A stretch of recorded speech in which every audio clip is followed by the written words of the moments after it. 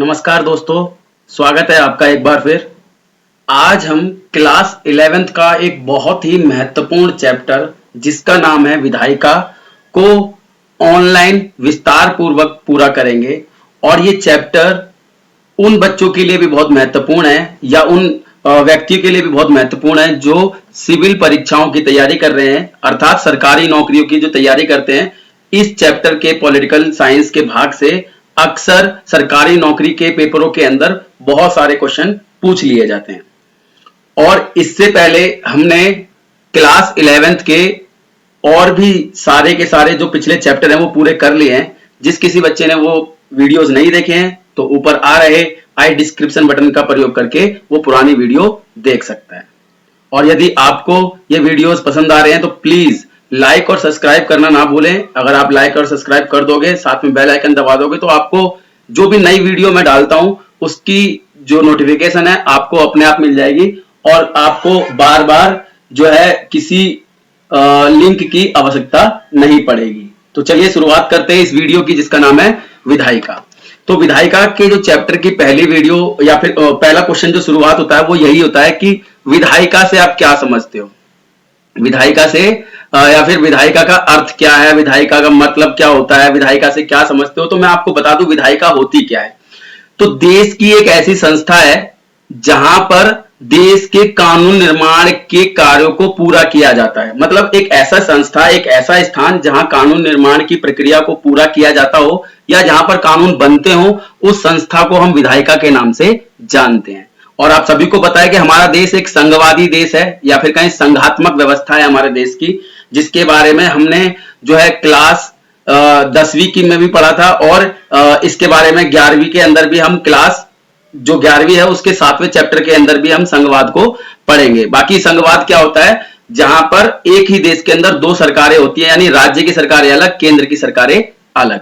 तो यहां पर मैं बता दूं संघवादी व्यवस्था है भारत के अंदर और इसके परिणाम स्वरूप केंद्र और राज्यों की जो विधायिकाएं हैं बेटा वो अलग अलग होती हैं। विधायिका अर्थात कानून निर्माण जहां पर किए जाते हैं, यानी केंद्र के कानून अलग स्थान पर बनते हैं और राज्यों के कानून अलग स्थान पर बनते हैं। केंद्र के कानून जो बनेंगे वो पूरे देश पर लागू होते हैं और राज्यों के कानून जिस राज्य की विधायिका में बनते हैं उस राज्य तक सीमित रहते हैं। तो चलिए आगे चलते हैं। फिर मैं यहां पर बता दूं कि जो केंद्र और राज्यों की विधायिका अलग अलग होती है। उदाहरण यहां पर मैंने पेश किया है कि जो संघ या फिर केंद्र या फिर देश की जो विधायिका है बच्चों, उसे हम संसद के नाम से जानते हैं, संसद कहते हैं। और ये इस संसद को हम 3 भागों में विभाजित करते हैं, यानी केंद्र की जो संसद है उसको हम 3 भागों में या फिर कहें 3 हिस्से होते हैं संसद के। एक होता है राज्यसभा, एक होता है लोकसभा और एक होता है वो जो भाग होता है देश की संसद का वो होता है राष्ट्रपति। यानी ये तीनों से मिलकर के हमारे देश की संसद बनी होती है, लोकसभा, राज्यसभा और राष्ट्रपति। तो ये जो कानून बनाएंगे तीनों संस्था मिलकर के वो देश पर लागू होगा। इसी प्रकार हम राज्यों की बात करें बच्चों, तो राज्यों के अंदर जो विधायिका होती है, विधायिका अर्थात जहां कानून बनते हैं, तो राज्यों के अंदर जहां कानून बनते हैं उसको हम विधानसभा कहते हैं। और हमारे देश के अंदर वर्तमान में 31 विधानसभाएं हैं, 31 विधानसभाएं हैं। और आपको मैं बता दूं वैसे हमारे देश के अंदर 2019 तक 29 राज्य और 7 केंद्र शासित प्रदेश थे। वर्तमान में 28 राज्य और 9 केंद्र शासित प्रदेश हैं। तो मैं आपको बता दूं कि 29 राज्य तो हमारे हो गए। उसके हिसाब से अभी तो हमारे पास ये है, लेकिन हमें आंकड़े पिछले के हिसाब से थोड़ा देखने हैं। 29 राज्यों के अंदर अपनी अपनी विधानसभा है, परंतु 2 केंद्र शासित प्रदेश भी हैं बच्चों जहां पर खुद की विधानसभा है। केवल 2 केंद्र शासित प्रदेश हैं, उसके अंदर एक दिल्ली है, दूसरा पांडिचेरी। एक दिल्ली और पांडिचेरी की अपनी विधानसभा है, बाकी किसी केंद्र शासित प्रदेश की अपनी विधानसभा नहीं है। इसीलिए हमारे देश के अंदर टोटल 31 विधानसभा हो जाती हैं। और राज्यों की जो विधानसभा है वो भी 3 भागों में बटी होती है। वो जो होती है, एक तो होती है विधान परिषद, यहां पर लिखा हुआ है, फिर भी मैं बता देता हूं, विधान परिषद, और दूसरा होता है विधानसभा, तीसरा होता है राज्यपाल। जिस प्रकार से राज्यपाल मतलब राज्यसभा होती है केंद्र के लिए, उसी प्रकार से राज्यों के लिए विधान परिषद होती है। जिस प्रकार से लोकसभा होती है केंद्र के लिए, उसी प्रकार राज्यों के लिए विधान सभा होती है। और जिस प्रकार से राष्ट्रपति भूमिका निभाता है राज्यों के लिए, केंद्र के लिए, उसी प्रकार से राज्यपाल राज्यों के लिए भूमिका निभाता है। और ये तीनों मिलकर के केंद्र और राज्यों के लिए कानून निर्माण की प्रक्रिया को पूरा करते हैं। और ये भाग होते हैं पूरे के पूरे देश की विधायिका के 2 भाग। चलिए अब आगे चलते हैं, अगला टॉपिक देखते हैं। अगला टॉपिक है बच्चों, द्विसदनात्मक विधायिका क्या है। द्विसदनात्मक विधायिका, जैसे कि अभी हम पढ़ करके आ रहे हैं कि देश के अंदर ऐसा स्थान जहां कानून निर्माण का कार्य किया जाता हो, वहां पर यदि 2 सदन हैं, द्विसदन मतलब लोकसभा और राज्यसभा है, या फिर राज्यों के अंदर विधानसभा और विधान परिषद है, तो जिन राज्यों के अंदर या देश के अंदर 2 सदनों वाले भाग या विधायिका को हम द्विसदनात्मक विधायिका कहते हैं। ठीक है। और मैं बता दूं, जैसे कि द्विसदनात्मक विधायिका हमारे देश के अंदर वर्तमान में सभी राज्यों के अंदर नहीं है। सभी राज्यों के अंदर नहीं है का अर्थ यहां पर कि हमारे देश के अंदर जो मैंने बताया 29 राज्य प्लस में 2 केंद्र शासित प्रदेश हैं, को मिलाकर के 31 विधानसभा हैं। और विधानसभा या फिर राज्यों की विधायिका कह लो, ठीक है, राज्यों की विधायिका। तो राज्यों की विधायिका में बच्चों 31 विधायिकाओं में से केवल 7 विधायिका ऐसी हैं, 7 राज्य ऐसे हैं जिनके पास 2 सदन है। 2 सदन मतलब राज्यों के अंदर विधानसभा और विधान परिषद मौजूद है। बाकी हमारे देश के अंदर अन्य राज्यों में विधान परिषद मौजूद नहीं है। और इसके पीछे का कारण जो है वो राज्यों के ऊपर छोड़ा गया है। राज्य को यदि महत्वपूर्ण लगता है कि उनके लिए विधान परिषद की आवश्यकता है, तो वो विधान परिषद को अपने एक विधानसभा के अंदर छोटा सा कानून पास करके वो अपने राज्य के लिए विधान परिषद की व्यवस्था कर सकते हैं। और उस राज्य के अंदर फिर 2 सदन हो जाएंगे, एक विधानसभा और एक विधान परिषद। ये टोटली डिपेंड करता है राज्यों के ऊपर कि उसको विधान परिषद चाहिए या नहीं चाहिए। ठीक है। तो ये समझ में आया होगा द्विसदनात्मक विधायिका क्या होती है, जहां पर कानून निर्माण की प्रक्रिया जहां की जाती है वहां पर 2 सदन हो। जैसे द्विसदनात्मक विधायिका का अर्थ विधायिकाओं में 2 सदनों से या फिर 2 भागों का होना है। जैसे देश की विधायिका जो है संसद, उसके अंदर लोकसभा और राज्यसभा, और राज्यों की जो विधायिकाएं होती हैं बच्चों, जिनको हम जिसके अंदर 2 सदन होते हैं, विधानसभा और विधान परिषद, एक साथ जहां मौजूद होते हैं जिस भी राज्य के अंदर या केंद्र के अंदर, उसको द्विसदनात्मक विधायिका वाला राज्य या फिर द्विसदनात्मक विधायिका कहेंगे। नोट में आपको याद रखना है कि वर्तमान में हमारे देश के अंदर सभी राज्यों के अंदर द्विसदनात्मक विधायिका नहीं है, जैसे मैंने आपको बताया था अभी। भारत के अधिकतर राज्यों में केवल 1 सदन है, यानी विधानसभा मौजूद है।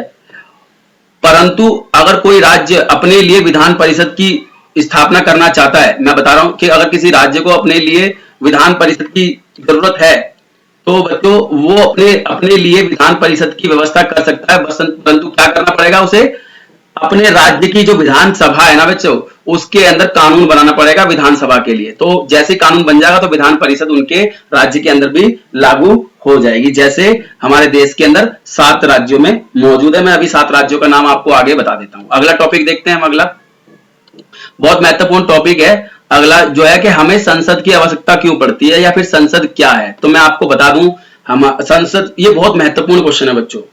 तो सबसे पहले बता दूं कि जो भारतीय संविधान है बच्चों, भारतीय संविधान के अनुच्छेद 76 के अंदर संविधान के अंदर संसद की व्यवस्था की गई है कि भारत के लिए एक संसद होगी।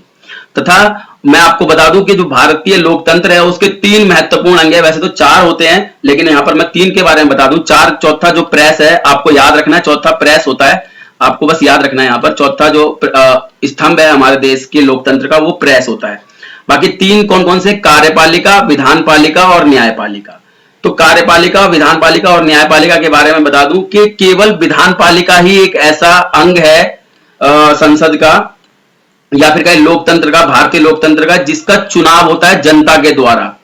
और ये जब जनता के द्वारा चुने जाते हैं तो इसलिए इनका जो जवाबदेही होती है वो जनता के द्वारा ज्यादा होती है। इसीलिए ध्यान रखना है आपको कि लोग, आपका मान लीजिए आधार कार्ड नहीं बन रहा है, आपका राशन कार्ड नहीं बन रहा है, या आपका पहचान पत्र नहीं बन रहा है, तो आप जाकर के सरकारी जो ऑफिसर्स होते हैं आप उनको कुछ नहीं बोलते हो, बल्कि आप किसको बोलते हो, विधानसभा के सदस्यों को, या फिर कहोगे विधानपालिका के सदस्यों को। और विधानपालिका के सदस्य कौन से होते हैं, विधानपालिका के सदस्य वही आपके एमएलए, एमपी, ये सारे के सारे सदस्य होते हैं। आप इनसे जाकर के बोलते हो और ये आपकी समस्या सुन करके संबंधित विभागों को जो है ये आदेश देते हैं आपकी समस्या सॉल्व करने के लिए, तो इनकी जवाबदेही ज्यादा होती है। ठीक है, बाकी कार्यपालिका के अंदर भी जो है लोगों के द्वारा चुनाव होता है इनका भी, क्योंकि कार्यपालिका दो प्रकार की होती है। मैंने दोनों प्रकार की कार्यपालिकाओं के बारे में पिछले चैप्टर के अंदर आपको बताया हुआ है। जिस किसी भी व्यक्ति ने कार्यपालिका वाला चैप्टर नहीं देखा है बच्चे ने, वो ऊपर आ रहे आई डिस्क्रिप्शन बटन का प्रयोग करके पिछली वीडियो देख ले, फिर वो कार्यपालिका से संबंधित उसका कोई भी जो है डाउट नहीं रहेगा। मैं यहां पर आपको एक और चीज क्लियर कर देता हूं, ये वीडियो थोड़ी लंबी हो जाएगी, तो प्लीज आप इस वीडियो को शुरू से एंड तक देखिएगा, तभी आपको ये सारा का सारा चैप्टर समझ में आएगा। चलिए फिर चलते हैं। अब आगे टॉपिक आता है बच्चों कि हमें क्यों जरूरत है बेटा इसकी, तो मैं आपको बता दूं कानून निर्माण के लिए, क्योंकि हमारे देश के कानून कहां बनते हैं, संसद के अंदर, तो इसलिए हमें संसद के जरूरत है कानून बनाने के लिए। इसके बाद मैं बता दूं हमें और किस लिए कानून से जरूरत पड़ती है, कार्यपालिका की जरूरत पड़ती है, मतलब हमें जरूरत पड़ती है संसद की कार्यपालिका पे नियंत्रण रखने के लिए। कार्यपालिका पे नियंत्रण रखने के लिए भी हमें संसद की आवश्यकता पड़ती है, और संसद कार्यपालिका पे नियंत्रण रखने के लिए बच्चों निम्नलिखित कदमों को उठाती है, जैसे काम रोको प्रस्ताव, ठीक है, इसके बाद निंदा प्रस्ताव, शून्यकाल, प्रश्नकाल आदि इस प्रकार के निर्णय लेती है जिससे कार्यपालिका पे नियंत्रण रखा जाता है। और बाकी वित्त भी जो है हमारे देश के अंदर वो संसद के अंदर ही पेश होता है, तो वित्त का नियंत्रण रख के भी कार्यपालिका के ऊपर हमारे देश की संसद है बच्चों नियंत्रण रखती है। आगे देखो यहाँ पर भी आ गया वही चीज, हमारे को क्यों आवश्यकता पड़ती है संसद की, तो मैंने बताया पहली बात की। तीसरी बात यह है कि बजट के लिए, अगर हमें बजट चाहिए देश के लिए पैसे से संबंधित, तो हमें संसद की आवश्यकता पड़ती है, क्योंकि हमारे देश को चलाने के लिए बजट संसद में ही पेश हो सकता है, केवल राज्यसभा में पेश नहीं होता, केवल लोकसभा में पेश होता है, यहाँ पर यह लिखा हुआ है। ठीक है, तो बजट पेश कराने के लिए भी हमें संसद की आवश्यकता पड़ती है। संविधान में संशोधन करना हो, संशोधन मतलब सुधार, या कुछ हमारा संविधान कुछ पुराना हो गया या फिर जरूरतों के हिसाब से हमें नई कानूनों की आवश्यकता है, तो उसमें सुधार करने के लिए भी हमें संसद की आवश्यकता पड़ती है। ठीक है, फिर संसद और क्या काम करती है, और कौन सी शक्ति है संसद के बाद, तो मैं बात करूं संसद के कार्यों में निर्वाचन संबंधी कार्य। संसद बेटा निर्वाचन संबंधी काम भी करती है। निर्वाचन संबंधी काम अर्थात हमारे देश की जो संसद है बच्चों, वो राष्ट्रपति, उपराष्ट्रपति, राज्यपाल और अन्य सदस्यों के जो चुनाव की प्रक्रिया है उसके अंदर भागीदारी करती है, यानी फिर या फिर कहें कि राष्ट्रपति का, उपराष्ट्रपति का और राज्यपाल का जो चुनाव होता है वो हमारे देश के अंदर संसद ही करती है, तो चुनाव संबंधी काम भी हमारे देश के अंदर संसद करती है। फिर न्यायिक कार्य, संसद हमारे देश के अंदर न्यायिक कार्य भी करती है बच्चों। वो कौन कौन से करती है, न्यायिक कार्य के अंदर राष्ट्रपति हो, उपराष्ट्रपति हो, सुप्रीम कोर्ट के मुख्य न्यायाधीश हो या जज हो, या यूपीएससी का अध्यक्ष हो, केंद्रीय सतर्कता आयोग का अध्यक्ष हो, इनको हटाने के लिए जो महाभियोग की प्रक्रिया लाई जाती है, वो महाभियोग की प्रक्रिया भी संसद में ही लाई जाती है। इसीलिए इन सभी व्यक्तियों को हटाने के लिए भी हमें संसद की आवश्यकता पड़ती है। तो मैंने अभी आपको क्या बताया, संसद की आवश्यकता हमें क्यों पड़ती है, मैंने आपको 5-6 पॉइंट बताया, 6 नंबर का क्वेश्चन है उसको भी सॉल्व कर सकते हो आप। कानून बनाने के लिए, कार्यपालिका पे नियंत्रण के लिए, वित्तीय कार्यों के लिए, बेटा संविधान में संशोधन के लिए, निर्वाचन संबंधी कामों के लिए और न्यायिक कार्यों के लिए। तो आपको पता होना चाहिए न्यायिक कार्य क्या होते हैं, निर्वाचन संबंधी कार्य क्या होते हैं, आपको पेपर में यही लिखना पड़ेगा।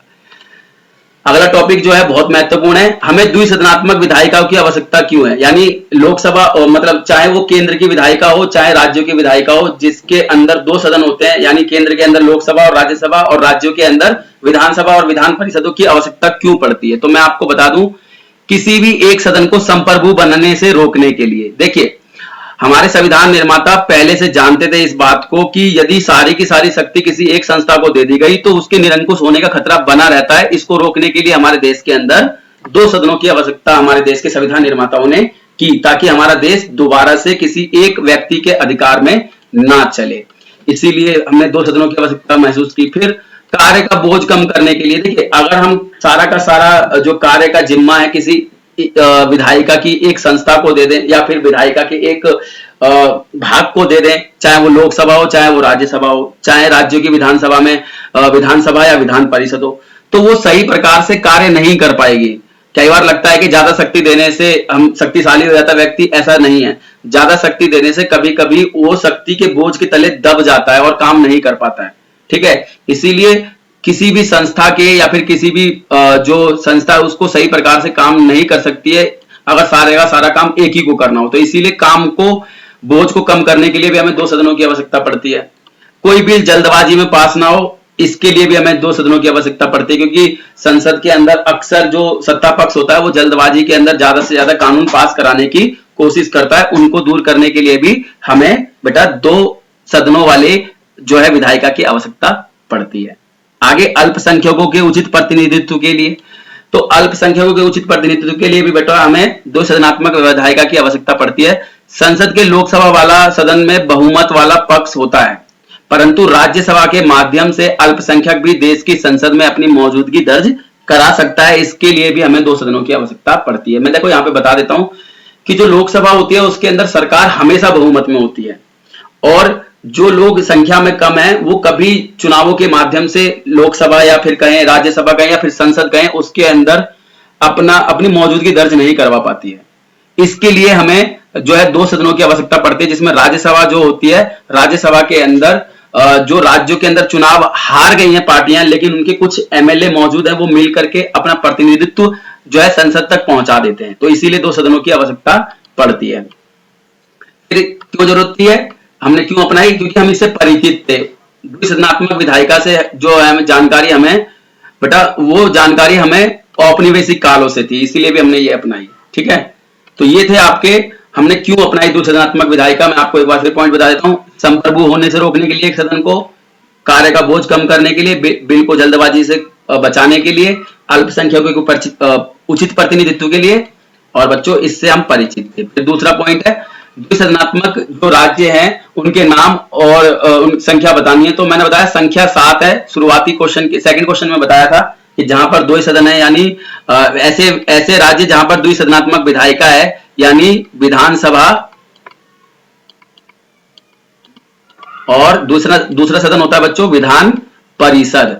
तो ये बताने ऐसे कितने राज्य जहां पर विधान परिषद, जहां पर विधानसभा और विधान परिषद दोनों मौजूद हैं। तो मैं बता दूं भारत के अंदर 7 राज्य हैं, जम्मू कश्मीर, उत्तर प्रदेश, बिहार उत्तर भारत से, फिर महाराष्ट्र, कर्नाटक, आंध्र प्रदेश और तेलंगाना ये दक्षिण भारत से, यानी उत्तर भारत के 3, दक्षिण भारत के 4, कुल मिलाकर के 7 राज्य ऐसे हैं जहां पर द्विसदनात्मक विधायिका मौजूद है। चलिए आगे चलते हैं, इसके बाद अगला टॉपिक देख लेते हैं। बहुत इंपॉर्टेंट है, अक्सर चाहे वो गवर्नमेंट जॉब की तैयारी कर रहे हो उनके लिए, साथ में जो लोग क्या कहते हैं 11वीं क्लास के दृष्टिकोण से इस वीडियो को देख रहे हैं उनके लिए तो बहुत ज्यादा महत्वपूर्ण है, क्योंकि एक एक नंबर के क्वेश्चन यहां से पक्का आपके फाइनल और इंटरनल जो पेपर होते हैं उसके अंदर मिल जाता है देखने के लिए। इसलिए ध्यानपूर्वक सुनिएगा। इसमें तुलनात्मक और 6 नंबर में भी आ जाता है कई बार कि तुलना कीजिए इसकी, तो तुलना करनी है आपको, अंतर स्पष्ट करना दोनों में क्या अंतर है। तो मैं बता दूं लोकसभा के जो बेटा कुल सदस्य होते हैं वो 543 होते हैं और राज्यसभा के 250 होते हैं। तो मैंने बताया कि लोकसभा में 543 मतलब 543, आप उल्टी गिनती याद कर सकते हो, और राज्यसभा में 250। फिर मैंने बताया कि जो लोकसभा होती है बच्चों, इसके अंदर जो 2 सदस्य होते हैं, लोकसभा में 2 सदस्य राष्ट्रपति चुनता है, राष्ट्रपति मनोनीत करता है अपनी मर्जी से, लेकिन राज्यसभा में राष्ट्रपति 12 सदस्यों को मनोनीत करता है अपनी मर्जी से। तो राष्ट्रपति जो 12 सदस्य राज्यसभा में भेजता है वो कला से, विज्ञान से, खेल से और इसी प्रकार से अन्य अन्य क्षेत्रों से होते हैं, परंतु राज्यसभा में जो 2 लोग मनोनीत करता है राष्ट्रपति वो एंग्लो इंडियंस होते हैं। अब एंग्लो इंडियंस कौन होते हैं? एंग्लो इंडियंस ऐसे व्यक्ति को कहते हैं जिनके माता या पिता दोनों में से कोई एक इंग्लैंड का हो और एक इंडिया का हो, उनके संतानों को हम एंग्लो इंडियन कहते हैं। जब लगता है राष्ट्रपति को कि इनका प्रतिनिधित्व कम है संसद के अंदर, तब एंग्लो इंडियन को राष्ट्रपति लोकसभा में 2 सदस्यों को निर्वाचित कर देता है अपनी मर्जी से। फिर इसके बाद जो इनका कार्यकाल होता है, लोकसभा का 5 वर्ष, राज्यसभा का 6 वर्ष। लोकसभा जो है अस्थायी सदन होती है, राज्यसभा स्थायी सदन होती है। अस्थायी सदन का अर्थ ये भंग हो जाती है, ये समय से पहले हट जाती है। इसी प्रकार अस्थायी सदन का अर्थ जो है ये कभी भंग नहीं होती है, हमेशा अपने पद पर बने रहते हैं इसके सदस्य। इसके बाद जो लोकसभा है बच्चों, उसकी जो अधिकतम संख्या जो है 550 हो सकती है। ऐसे ही राज्यसभा की अधिकतम संख्या 252 हो सकती है। हालांकि इसके पीछे एक और कॉन्सेप्ट है कि अधिकतम है ये अधिकतम, इसके बाद अगर कहें तो 545, तो खैर अगर हम मिला दें 543 में प्लस में 2 एंग्लो इंडियन तो 545 हो जाती है। लेकिन अगर हम अधिकतम करना चाहें तो हमारे देश के अंदर जो लोकसभा की सीट है 550 और राज्यसभा की 252 हो सकती हैं।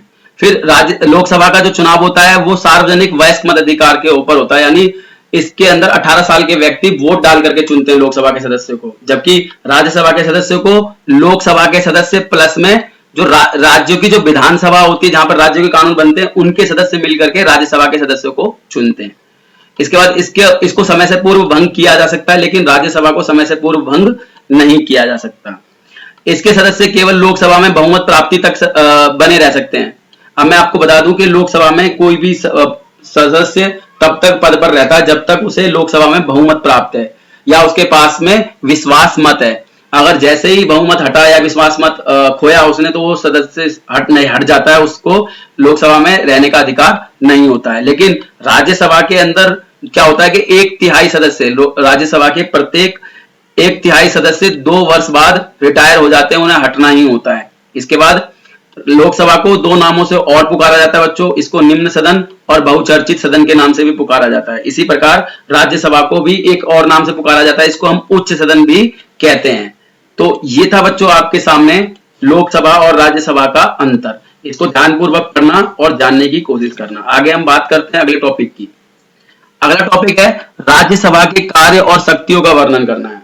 तो राज्यसभा की बात करनी है। मैं बता दूं कि राज्यसभा उच्च सदन होता है, फिर भी इसके पास शक्तियां कम है लोकसभा से, क्योंकि इसका चुनाव जनता के द्वारा नहीं होता है, इसीलिए इसकी जवाबदेही कम होती है। इसी कारण से इसको कम शक्तियां मिली हुई है। फिर पढ़ते कौन कौन सी शक्तियां। विधायिक शक्ति। विधायी शक्ति मतलब कानून संबंधी शक्तियां।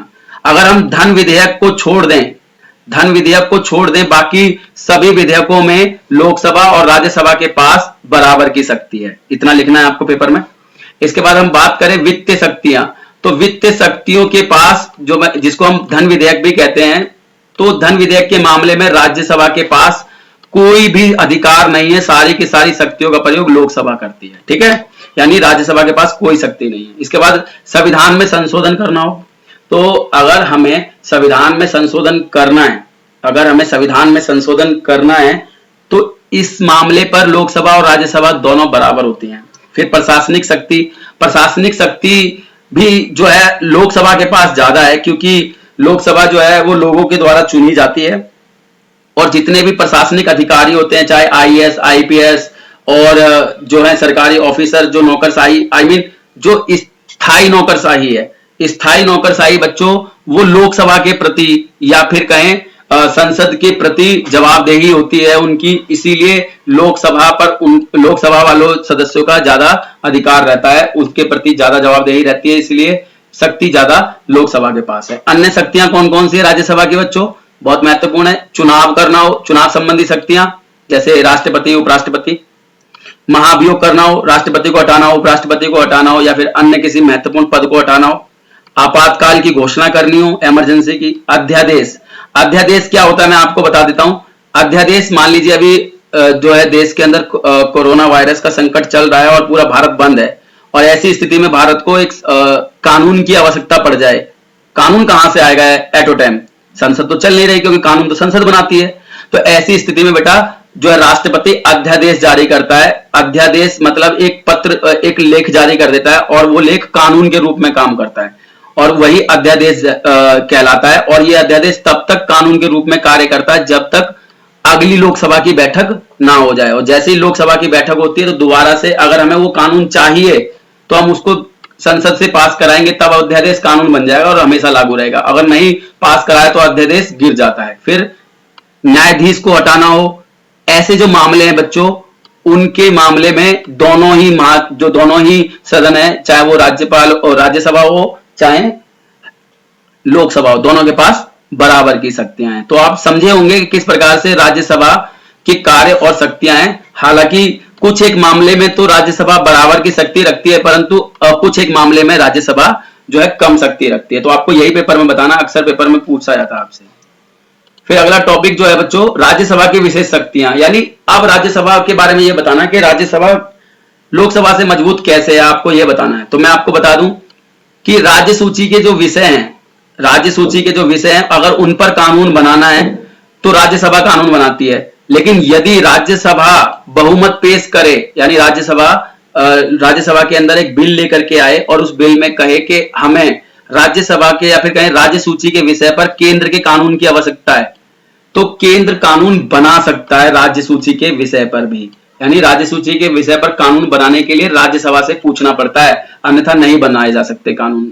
इसके बाद अखिल भारतीय सेवाएं यानी यूपीएससी, ठीक है, यूनियन पब्लिक सर्विस कमीशन। तो यूनियन पब्लिक सर्विस कमीशन है जिसको अखिल भारतीय सेवाओं के नाम से भी जाना जाता है। इनके जो मान लीजिए कोई नई अखिल भारतीय रैंक की यानी भारतीय रैंक की कोई नई जॉब हमें क्रिएट करनी है, नई जॉब बनानी है, तो इसको बनाने का अधिकार भी वो हमारे पास केवल राज्यसभा के पास ही है। राज्यसभा ही नई जॉब को यानी यूपीएससी लेवल की नई जॉब राज्यसभा ही पेश करती बनाती है, लोकसभा नहीं बनाती है। इसके बाद अगला जो टॉपिक है जिस पर राज्यसभा महत्वपूर्ण है वो है उपराष्ट्रपति को उसके पद से हटाने के लिए।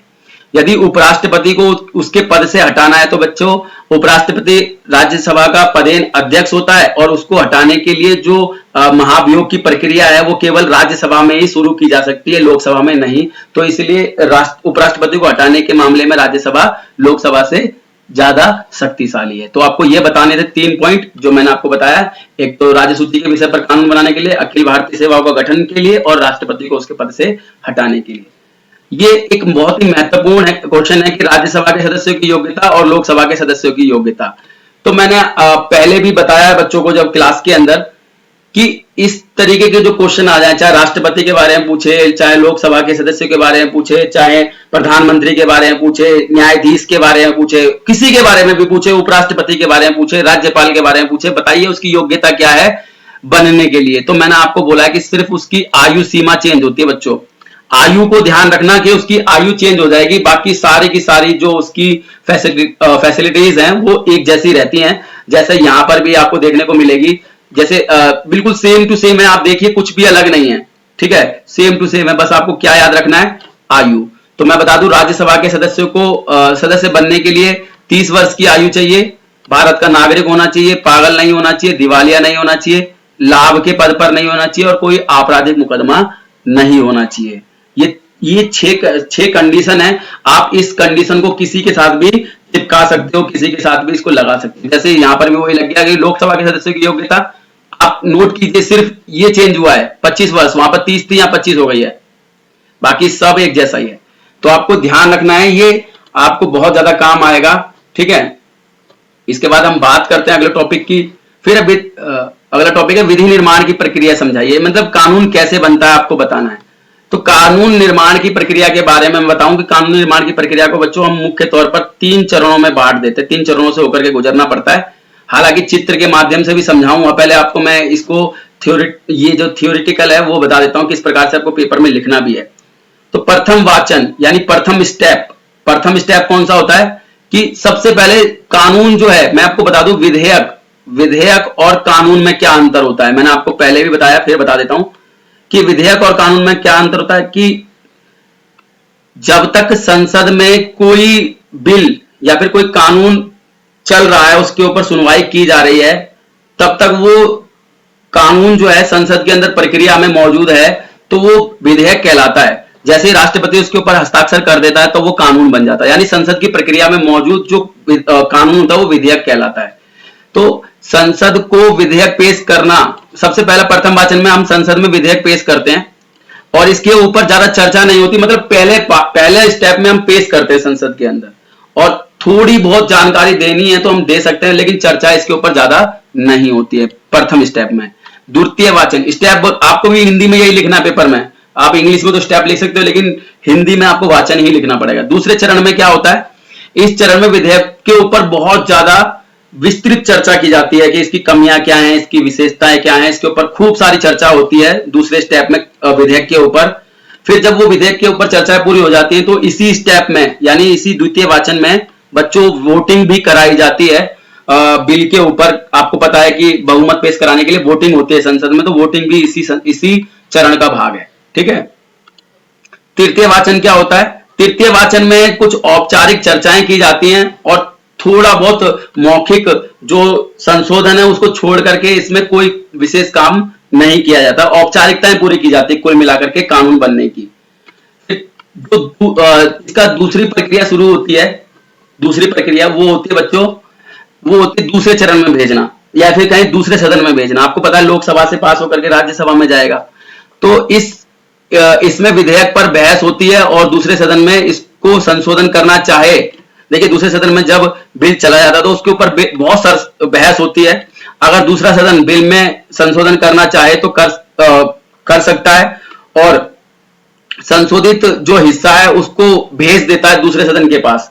यदि दूसरा सदन उसको ना माने, प्रस्ताव को ना माने, अस्वीकार कर दे, तो ये माना जाता है कि सदन में असहमति है और वो बिल गिर जाता है। ठीक है, तो ये होता है दूसरे या फिर कहीं दूसरे सदन के अंदर जब प्रक्रिया जाती है कानून को लेकर के।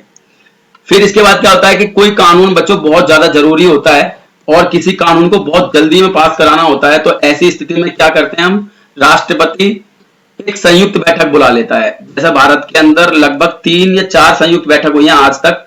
ठीक है, 3, और पहली बैठक वो जो है भारत के अंदर उत्तराधिकारी बिल वाला है, दहेज वाला वो था।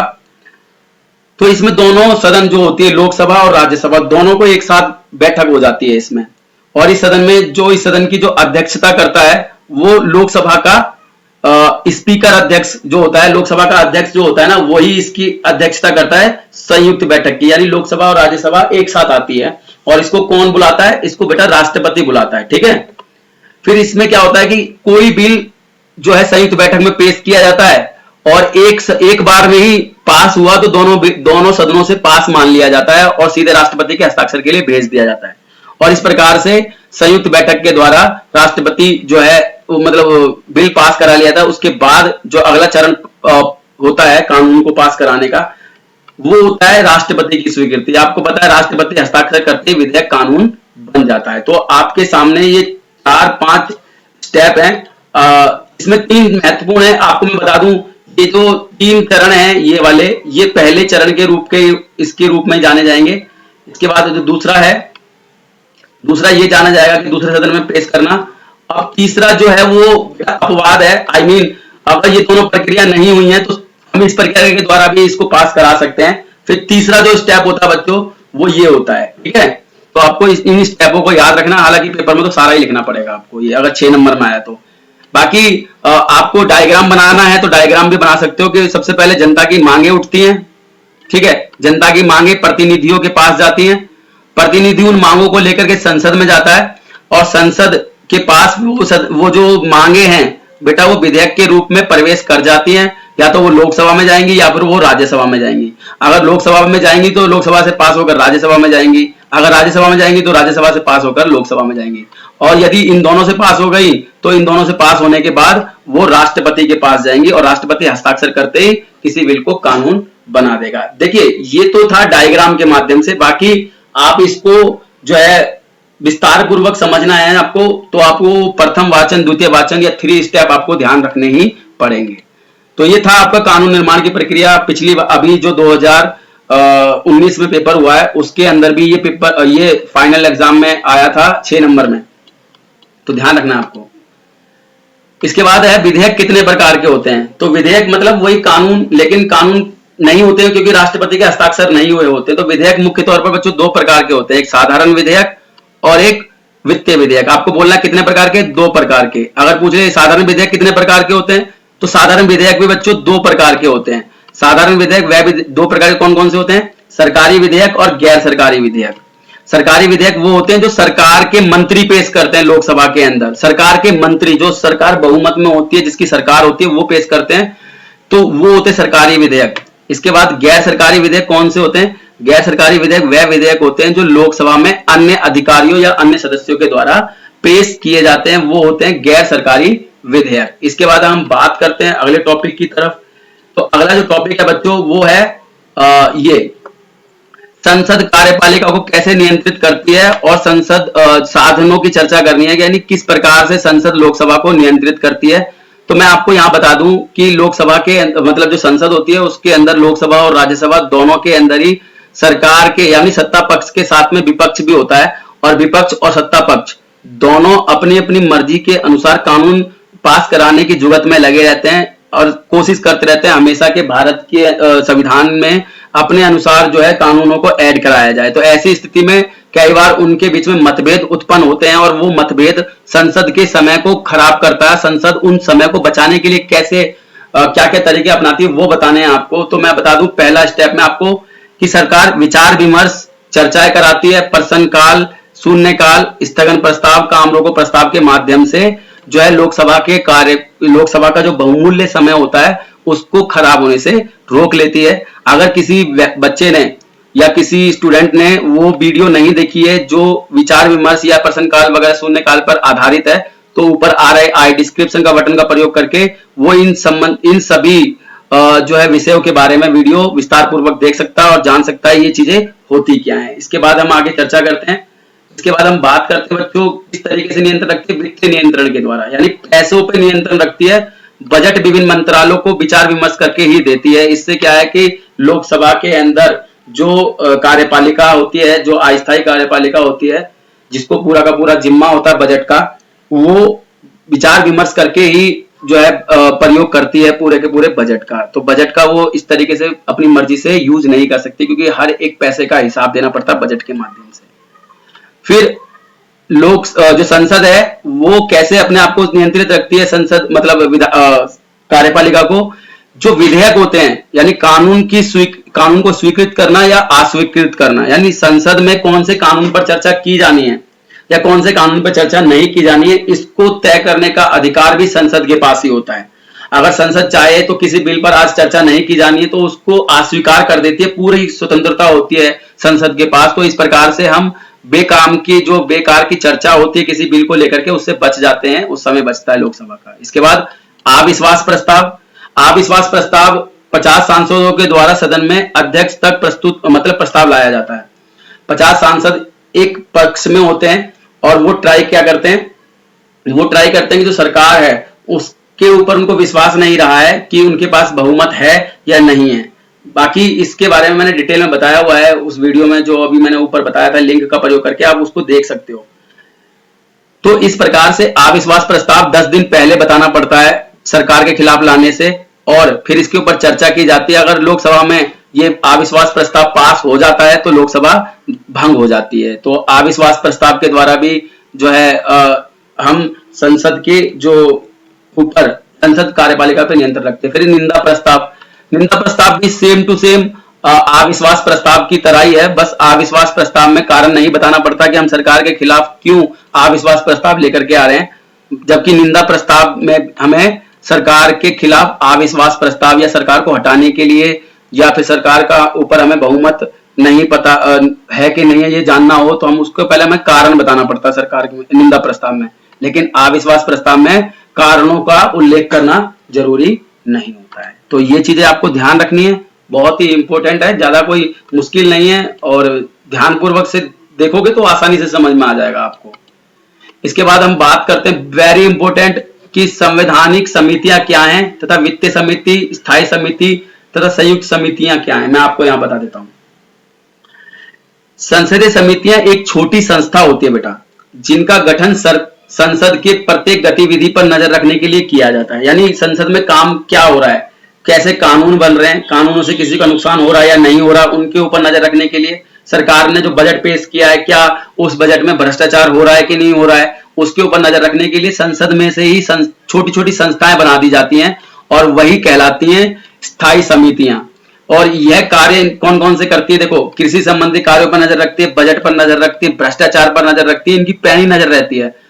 सदस्य सदन के दोनों जो इसके सदस्य होते हैं, जो समितियां होती हैं बच्चों संसद के अंदर, जैसे वित्तीय समिति, स्थायी समिति और संयुक्त समिति, इसके जो सदस्य होते हैं वो दोनों सदनों से होते हैं, यानी विपक्ष से, दोनों सदनों से भी होते हैं और सत्ता पक्ष से भी और विपक्ष से भी होते हैं। ठीक है, यानी विपक्ष में से भी इसमें सदस्य लेने पड़ते हैं। जैसे हम बात करते हैं पहले समिति की जिसका नाम है वित्तीय समिति। अब वित्तीय समितियां जो हैं बच्चों, उसके अंदर 3 समितियां काम करती हैं जिनका काम होता है पैसे के लेन देन के ऊपर नजर रखना कि सरकार पैसे का प्रयोग, सरकारी पैसे का प्रयोग सही से कर रही है या नहीं कर रही है। इसके लिए पहली समिति है बेटा लोक लेखा समिति, दूसरी है प्रकलन समिति, तीसरी है लोक उपक्रम समिति। इन तीनों का नाम याद रखना है आपको, काम मैं अभी बता देता हूं आपको। ठीक है, सबसे पहले हम बात करें लोक लेखा समिति की। तो मैं आपको बता दूं, लोक लेखा समिति जो होती है इसके अंदर बेटा कुल 22 सदस्य होते हैं, 15 लोकसभा से और 7 राज्यसभा से इसके सदस्य होते हैं। और इसका जो अध्यक्ष होता है, लोक लेखा समिति का जो अध्यक्ष होता है बच्चों, वो विपक्ष का नेता होता है। विपक्ष में जो नेता बनाती है एक सरकार, वो इसका अध्यक्ष होता है। वर्तमान में कांग्रेस से हैं अधीर रंजन चौधरी, वो लोक लेखा समिति के अध्यक्ष हैं। इसका जो कार्य होता है भारत सरकार के विभिन्न कार्यों की या खर्चों की जांच करना। ये जो सरकार खर्चा कर रही है उसकी जांच करती है लोक लेखा समिति। ठीक है, ये था लोक लेखा समिति। इसके बाद अगली जो समिति बेटा प्रकलन समिति है। इसका भी काम कुछ ऐसा ही है। प्रकलन समिति जो है वो एक वर्ष के लिए इसका चुनाव किया जाता है। इसका अध्यक्ष जो है लोकसभा के द्वारा नियुक्त किया जाता है, लोकसभा से होता है। और यह बताती है कि खर्चों को किस प्रकार से कम किया जा सकता है। यानी सरकार ने बोला कि एक पुल बनेगा और पुल के ऊपर 200 करोड़ रुपए का खर्चा आएगा, तो प्रकलन समिति जाकर के चेक करती है कि हाँ भाई क्या आएगा, नहीं आएगा इतना खर्चा या नहीं आएगा। और यदि उसको लगता है कि किस प्रकार से ये 200 करोड़ के खर्चे को 150 करोड़ या 180 करोड़ में तब्दील किया जा सकता है, तो तरीके बताती है ये कम करने के, प्रकलन समिति। इसके बाद जो आती है लोक उपकरण समिति आती है बच्चों। लोक उपकरण समिति क्या होती है? यह सरकारी उद्योगों की जांच करती है तथा देखती है कि उद्योग कुशलता पूर्वक चलाए जा रहे हैं या नहीं चलाए जा रहे हैं। तो जो सरकारी उद्योग होते हैं जैसे भिलाई, बोकारो, ये जो बड़े बड़े उद्योग हैं, ठीक है, ये इनके ऊपर नजर रखती है समिति और देखती है कि ये कंपनियां हैं, ये जो उद्योग हैं जो सरकार चला रही है, बड़े बड़े उद्योग, क्या वो सही से चल रहे हैं या नहीं चल रहे हैं। तो इनके ऊपर नजर रखने का काम लोक उपकरण समिति का होता है। तो ये तीनों जो समितियां हैं वो वित्तीय समितियों के अधीन आती हैं। नाम याद रखना आपको बेटा, काम जरूर याद रखना, पेपर में पूछ लिया जाता है। इसके बाद अगली जो समिति है बेटा वो स्थायी समिति है। नाम से पता चल रहा है स्थायी समिति। इसके अंदर कुल सदस्यों की संख्या 24 होती है, लोकसभा से 16 और राज्यसभा से 8। और यह समिति मंत्रालयों से संबंधित विधेयकों पर जांच करती है और उन पर रिपोर्ट देती है। मतलब मान लीजिए खाद्य मंत्री ने कोई बिल पेश किया या कपड़ा मंत्री ने कोई बिल पेश किया, शिक्षा मंत्री ने कोई बिल पेश किया, ठीक है, प्रधानमंत्री ने, जो भी मंत्री बिल पेश करेगा, कानून पेश करेगा, तो उन कानूनों के ऊपर नजर रखना, उन कानूनों की जांच करना और जांच के बाद रिपोर्ट पेश करना, ये स्थायी समिति का काम होता है। इसके बाद हम बात करते हैं अगली समिति की बच्चों। जो लास्ट समिति है वह है संयुक्त संसदीय समिति। संयुक्त संसदीय समिति, तो संयुक्त संसदीय समिति क्या होती है? ये वित्तीय अनियमितता और भ्रष्टाचार और कुछ अन्य महत्वपूर्ण कार्यों की जांच करती है। जांच करने के बाद, चर्चा करने के बाद, ये इसका महत्वपूर्ण काम होता है। जैसे अभी आपने सुना होगा बोफोर्स घोटाला। बोफोर्स घोटाला संयुक्त संसदीय समिति ही लेकर के आई थी सामने, जो कांग्रेस के समय में हुआ था। ठीक है, तो बोफोर्स घोटाला के ऊपर आपको इसके अंदर ध्यान रखना है। तो बच्चों आज इस वीडियो में इतना ही। ये चैप्टर पूरा कंप्लीट हो चुका है एक ही वीडियो के अंदर। मैंने कहा था ये वीडियो थोड़ी बड़ी हो जाएगी, वीडियो बड़ी हो गई है, तो इसके लिए थोड़ी क्षमा चाहूंगा। अगर वीडियो पसंद आई है तो प्लीज लाइक, सब्सक्राइब और बेल आइकन दबाना ना भूलें और अपने दोस्तों को जरूर शेयर करें, उनकी मदद करें। और अगर ये वीडियो पसंद आई तो लाइक जरूर करें। और आज के लिए वीडियो में इतना ही।